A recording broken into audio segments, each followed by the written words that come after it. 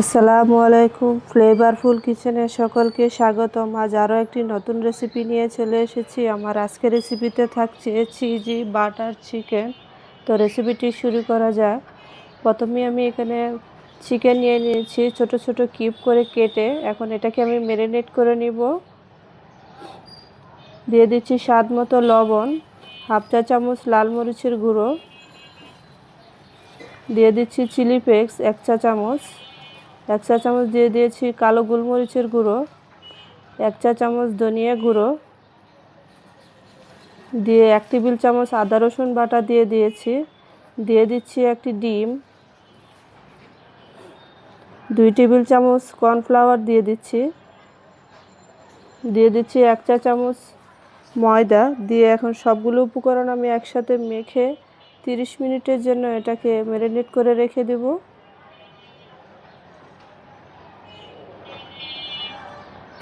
30 minute পর আবারও চলে আসলাম। এখন আমি চিকেনটাকে ভেজে নিচ্ছি। চিকেনটা ভাজার সময় অবশ্যই খেয়াল রাখতে হবে তেলটা যেন খুব ভালোভাবে গরম হয়। আমি সবগুলো চিকেন এভাবে দিয়ে খুব সুন্দর করে ভেজে নিব। তেলটা ভালোভাবে গরম হলে চিকেনটা একদম ক্রিসপি হয়, খেতেও ভালো লাগে। আমি চিকেনটাকে উল্টে পাল্টে এমন গোল্ডেন কালার চলে আসলে আমি এখন এটাকে নামিয়ে নিব। ঠিক এরকম একটা কালার চলে আসলে নামিয়ে নিতে হবে, একদম কড়া করে ভাজা যাবে না। ঠিক এরকম গোল্ডেন কালার চলে আসলেই নামিয়ে নিতে হবে। আর খেয়াল রাখতে হবে চিকেনটা যেন অবশ্যই সিদ্ধ হয়। আমি সবগুলো চিকেন এভাবে ভেজে নিয়েছি। এখন বাকি রান্নায় চলে যাব। চুলায় একটি প্যান বসিয়ে আমি 2 টেবিল চামচ ব্যাটার দিয়ে দিয়েছি। ব্যাটারটা গলে আসলে আমি এখানে দিয়ে দেব 1 টেবিল চামচ রসুন কুচি। রসুনটাকে আমি কিছুক্ষণ ভেজে নিব।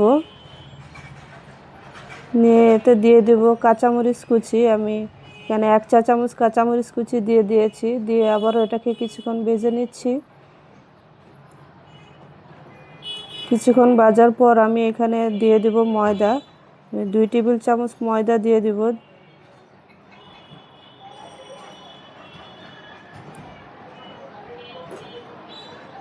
ময়দাটা দিয়ে আবারও কিছুক্ষণ ভেজে নিচ্ছি। খুব বেশি ভাজার প্রয়োজন নেই, 1 মিনিটের মতো একটু ভেজে নিলেই হয়ে যাবে। কালারটা যখন চেঞ্জ হয়ে আসবে তখন এর মধ্যে আমি দিয়ে দেব দুধ। আমি এখানে হাফ কাপ পরিমাণ দুধ দিয়েছি। আপনারা চাইলে ক্রিমও দিতে পারেন, ফ্রেশ ক্রিম যেটা থাকে সেটাও দিতে পারেন। আমার কাছে ছিল না। আমি দিয়ে দিয়েছি স্বাদ মতো লবণ, হাফ চা চামচ গোলমরিচের গুঁড়ো আর হাফ চা চামচ চিলি ফ্লেক্স দিয়ে এটাকে মিশিয়ে নিচ্ছি। খুব সুন্দর করে মিশিয়ে এখন এর মধ্যে দিয়ে দিব চিজ। আমি এখানে হাফ কাপ পরিমাণ চিজ নিয়েছি, চিজটা এর মধ্যে দিয়ে দিয়েছি। চিজটা যখন গলে আসবে এর মধ্যে চিকেনগুলো দিয়ে দিতে হবে।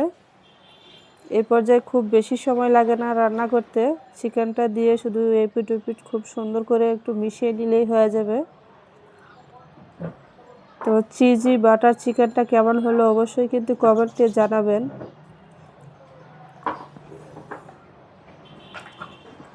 আমি উপরে কিছু ধনিয়া কুচি দিয়ে দিচ্ছি। দিয়ে চুলার হিটটা বন্ধ করে দিলাম। দিয়ে দিচ্ছি কিছুটা চিলি ফ্লেক্স। দিয়ে আবারও কিছুটা চিজ দিয়ে ঢাকনা দিয়ে এটাকে কিছুক্ষণ রেখে দিব। 5 মিনিট পর একটু ঢাকনাটা খুলে দেখতেই পারছেন কতটা চিজি হয়েছে। এটা খেতে কিন্তু খুবই মজা। বাসায় অবশ্যই একদিন ট্রাই করবেন। ইফতারে বাচ্চাদের এই রেসিপিটি দিলে ওরা খুব খুশি হয়ে যায়। তো আমার রেসিপিটি কেমন হলো, ভালো লাগলে একটি লাইক দিয়ে যাবেন। সবাই ভালো থাকবেন, সুস্থ থাকবেন।